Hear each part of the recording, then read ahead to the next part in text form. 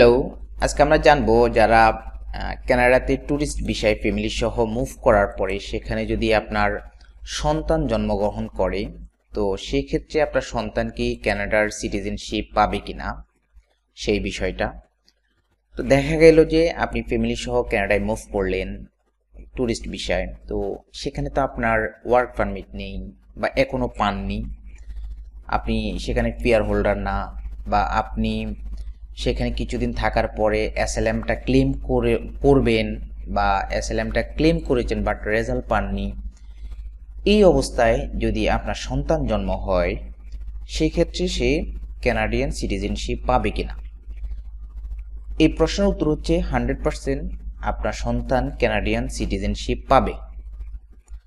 আমরা এখন যে ওয়েবসাইটে আছি এটা হচ্ছে কানাডার জাস্টিস লজ ওয়েবসাইট। আমরা এখানে দেখব সিটিজেনশিপ আইন কি বলে।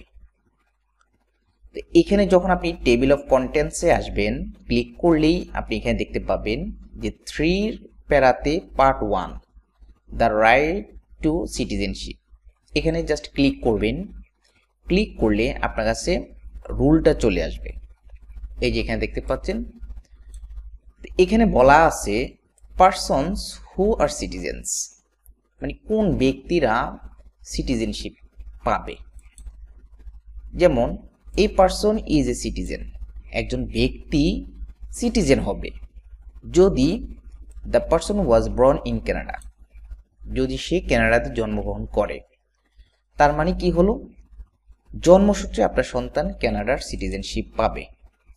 তাছাড়া আমি এই লিঙ্কটা ভিডিও ডিসক্রিপশনে দিয়ে দিব, আপনি এই লিঙ্কে এসে অনেক রকম তথ্য গ্যাদার করতে পারবেন।